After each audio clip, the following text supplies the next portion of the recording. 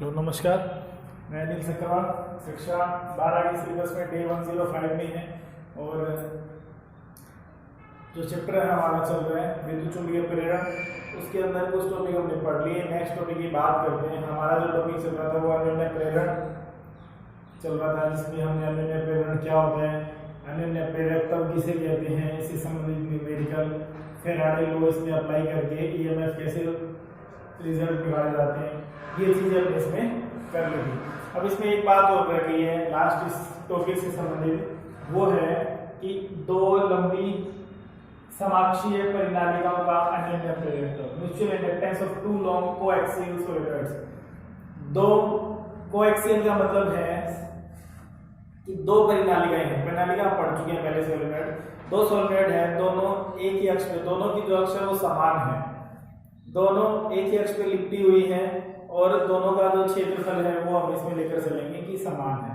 Number of turns जो है वो फेरों की संख्या वो अलग अलग हो सकती है, उसके लिए हमें प्रेरकत्व ज्ञात करना है, अन्योन्य प्रेरकत्व। तो इसके अंदर देखो, पहली बात तो कि कंडीशंस क्या होंगी। पहली कंडीशन ये है कि हमारे पास दो दे रखे हैं, तो अन्योन्य प्रेरण पूछा गया, अन्योन्य प्रेरण गुणांक पूछा गया है। उसके लिए क्या करेंगे हम, एक के अंदर तो करंट फ्लो होगा और दूसरी में उसके कारण चुंबकीय फ्लक्स में परिवर्तन होगा। तो आपको ध्यान रखना है यहाँ कि हमें दो लेकर चलेंगे। हम सोलेनॉइड को एस से लिख देते हैं, इसको सोलेनॉइड S1 और S2 ले लेंगे। दो, एक में हम करंट फ्लो करेंगे, करंट फ्लो करते हैं तो उसी में क्या होता है, magnetic effect of electric current के जो हमने पढ़ा था उसके अकॉर्डिंग क्या है कि करंट फ्लो करेंगे किसी सोलेनॉइड में तो उसके चारों ओर मैग्नेटिक फील्ड प्रोड्यूस होगा, चुंबकीय क्षेत्र उत्पन्न होगा।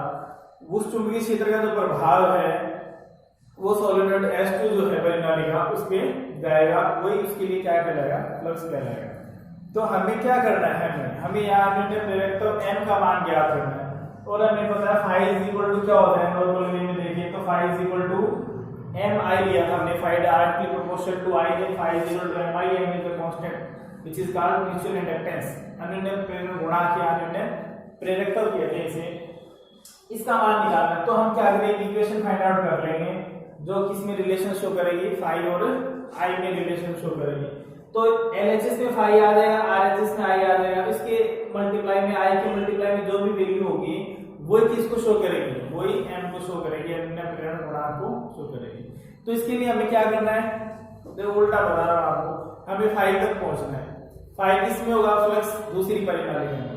उसके लिए हमें क्या करना पड़ेगा, phi is equal to BA होगा, BA ये हमें पता है, चुंबकीय क्षेत्र और क्षेत्रफल का गुणा है जिसका वो फ्लक्स कहलाता है, phi is equal to BA। अब A तो एरिया हो ही गया, किसका क्षेत्रफल हो गया, अनुप्रस्थ काट का वायर जो ले रहे हैं उसके अंदर परिनालिका में उसका, और B क्या है, B मैग्नेटिक फील्ड है। अब मैग्नेटिक फील्ड किसमें होगा, एक परिनालिका में होगा, उसके कारण दूसरे में फ्लक्स जाएगा, तो S1 में मैग्नेटिक फील्ड होगा। तो S1 में मैग्नेटिक फील्ड आएगा कहां से, ड्यू टू करंट, तो उसके अंदर जो करंट फ्लो हो रहा है दैट इज I, उसके कारण उसमें B की वैल्यू होगी। तो परिनालिका के कारण चुंबकीय क्षेत्र हमें यहाँ पता होना चाहिए, वो यूज करेंगे हम, और वो होता है B is equal to mu naught NI। N भी वहां दो तरह से लेते हैं, एक स्मॉल है और एक कैपिटल है। स्मॉल है लेते हैं इकाई लंबाई में फेरों की संख्या, इकाई लंबाई में नंबर ऑफ टर्न्स कितने हैं वो, और कैपिटल ले लेते हैं कुल फेरों की संख्या। तो उनकी बात हम करते हैं। तो इस तरह ध्यान रखना, हमें दो परिनालिका हम लेकर चल रहे हैं S1 S2। एक में करंट फ्लो करेंगे, जिसमें करंट फ्लो कर रहे हैं उसी में मैग्नेटिक फील्ड प्रोड्यूस होगा, उस मैग्नेटिक फील्ड का प्रभाव दूसरी पे जाएगा S2 पे, और उसमें हमें फाई की वैल्यू फाइंड आउट करनी है। सोल्व करते हैं इसे।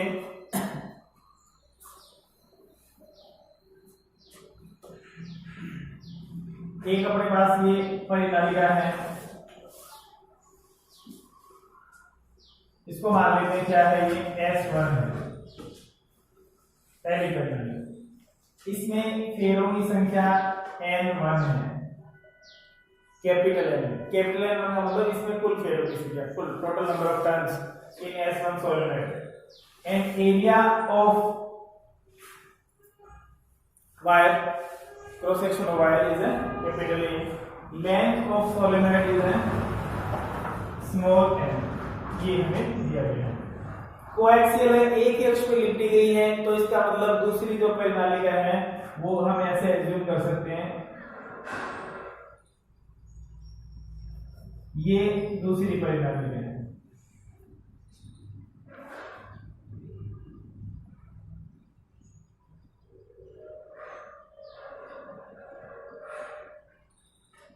ये जो परिणालिका है डॉटेड में जो है वो क्या है S2 मान लेते हैं इसे। इसमें नंबर ऑफ टर्न्स जो है वो मान लेते हैं N2 है। एरिया वही वायर इसमें यूज की गई है वैसी वायर, इसलिए इसका एरिया भी A है और ये भी कितनी दूर में यूज होगी जितनी S1 है उसी पे रिपीट गई है, तो ये लंबाई जो है वो इसकी भी L है। नंबर ऑफ टर्न्स अलग अलग हो सकते हैं। अब देखिए इसके अंदर सोल्व करें, इसमें दो बातें आपको ध्यान रखनी है इसके अंदर। पहली बात तो कि करंट किसमें फ्लो है, मैग्नेटिक फील्ड किसमें आ रहा है और फ्लक्स किसमें।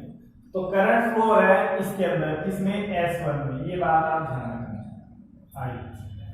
और मैग्नेटिक फील्ड भी किसी में आ रहा है, इसी में आ रहा है। जो इधर लिखी हुई है बातें वो 1 के लिए S1 सॉलिनॉइड जो है उसके लिए, उधर जो लिखी है वो S2 के लिए।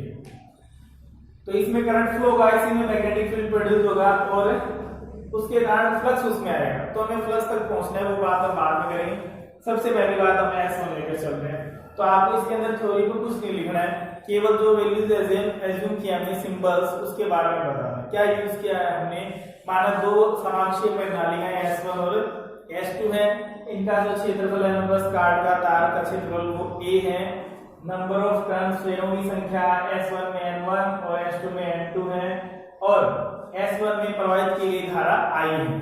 याद रखने के लिए आप चाहो तो इसको I1 भी मान सकते हो। तो I1 मान लोगे तो पता रहेगा भाई 1 के अंदर है, ये पहले सॉलिनॉइड में है ये करंट। वैसे नॉर्मली हमें कंसेप्ट के अकॉर्डिंग चल रहा है तो रट्टे नहीं मारने पड़ेंगे, अपने आप ही पता रह जाएगा भी हाँ कि एक में अन्य प्रेरणा का मतलब यही होता है कि एक में तो करंट फ्लो करे और उसके कारण दूसरे में फ्लक्स में चेंज हो, फ्लक्स उत्पन्न होगा, किसके कारण मैग्नेटिक फील्ड वहां पहुंचे, वही पार्ट उसका फ्लक्स कहलाता है। तो दूसरे पे हमें फ्लक्स की वैल्यू निकालनी है। इसके लिए हम पहले की बात करते हैं। सबसे पहली बात तो S1 में परिणालिका में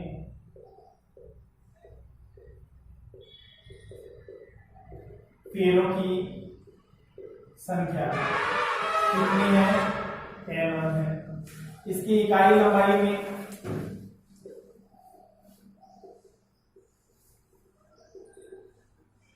क्या है, small n1 is equal to capital N1 upon N, या ये भी कह सकते हैं n1 इज इक्वल टू क्या गया, small n1 into N।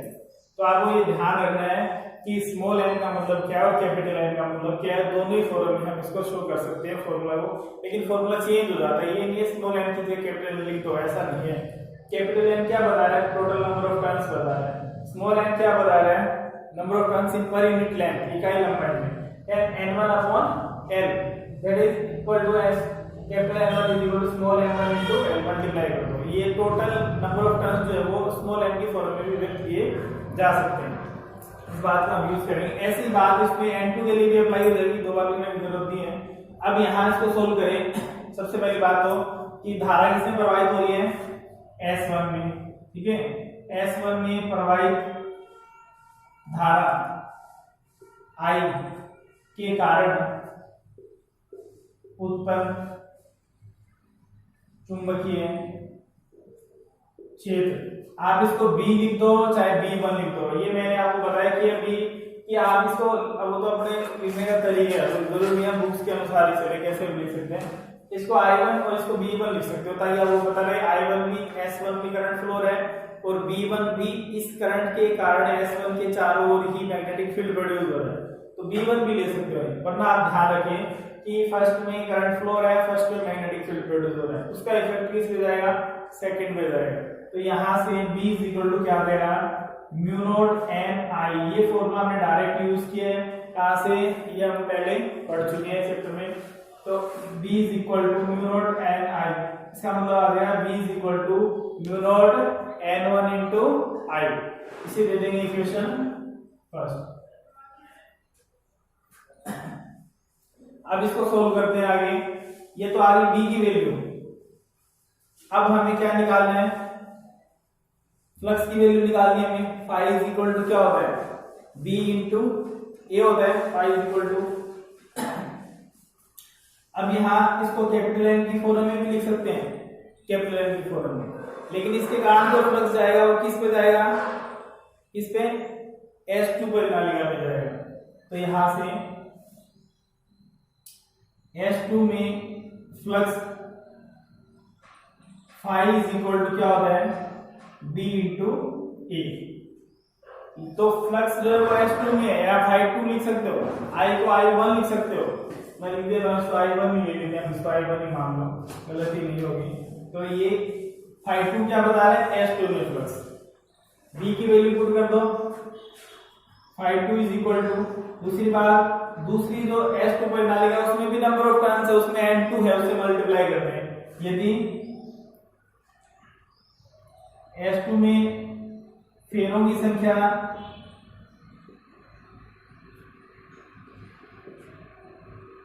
N2 हो तो फ्लक्स, हमें पता है जितने नंबर ऑफ टर्न्स होते हैं उतना मल्टीप्लाई हो जाता है। Phi two is equal to क्या रहेगा, एन बी ए। तो phi two is equal to N की वैल्यू एज इट इज आ जाएगी, एन की वैल्यू एज इट इज का मतलब N2 है वहां, तो N2 आ जाएगा, N2। बी की वैल्यू आप यहां से पुट कर दें, mu naught small n1 I1 और a एज इट इज रख दें। यहां से देखें तो स्मॉल n1 का वैल्यू हम पुट कर सकते हैं, क्योंकि ये कैपिटल N की फॉर्म में, दोनों एक ही फॉर्म में कन्वर्ट कर दें। तो ये आ जाएगा n1 इज इक्वल टू रख दें कैपिटल N1 अपॉन n। तो phi two is equal to आ गया mu naught n1 n2 a I1 और अपॉन n। ये वैल्यू आ गई अपने पास इक्वेशन सेकंड में।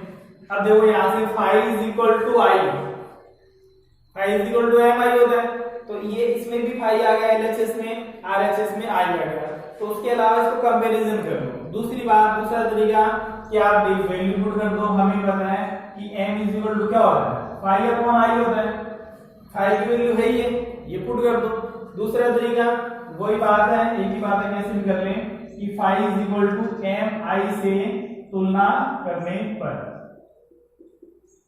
वहां फाई एस और आई पी एज्यूम करते हैं, I P for primary coil, phi S for secondary coil. Secondary में फ्लक्स प्रोड्यूस होता है और फर्स्ट में करंट फ्लो होता है। तो यहां पर उसको हमने 1 और 2 मान लिया, तो एस की जगह 2 आ जाएगा और पी की जगह 1 आ जाएगा। तुलना करेंगे तो देखो फाई की जगह फाई है एलएचएस में, आरएचएस में आई की जगह आई है, उसके अलावा जितनी भी वैल्यू आ रही है वो सारी क्या होगी, एम आ जाएगी। तो आता है तुलना करने पर एम इज इक्वल टू आ गया mu naught n1 n2 a upon l।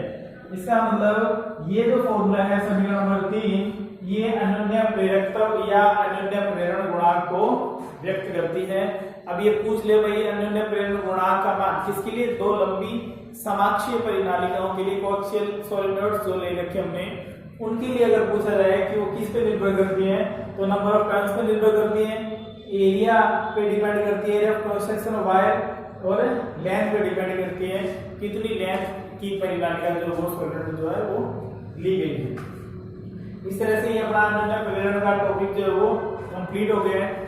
Next class में हम टॉपिक पढ़ेंगे स्वप्रेरण के बारे में। तो मैंने आपको शुरू में जब ये टॉपिक शुरू किया था तब बताया था कि अनन्य प्रेरण और स्वप्रेरण सेम है, कोई अंतर नहीं है। ये सारी ये डेरिवेशन हम फिर करने वाले हैं एक बार, तो उसमें हम क्या करेंगे, एक ही परिनालिका लेंगे, तो एक ही प्रणालिका लेंगे तो उसमें खुद का गुण हो जाएगा। स्वप्रेरण का मतलब है खुद का गुण है, जिसमें धारा वृद्धि हो रही है तो वृद्धि होने का विरोध होता है, और कमी हो रही है तो कमी होने का विरोध होता है।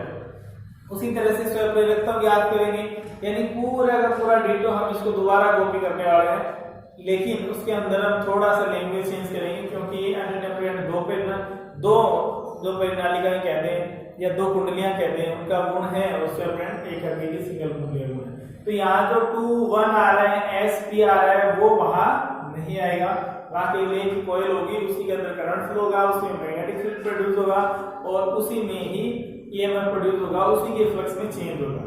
तो वो बात हम नेक्स्ट क्लास में करेंगे। नेक्स्ट क्लास को अच्छी तरह समझने के लिए आप इस क्लास को और इससे पीछे की जो क्लासेस हैं 2 क्लासेस और जिसमें हमने अनन्य प्रेरण शुरू किया था, उसको जरूर आप ध्यान से पढ़ लें, ताकि आगे दिक्कत नहीं आएगी। बाकी बात जो है वो नेक्स्ट क्लास में करेंगे, तब तक आप इसको रिवाइज करें।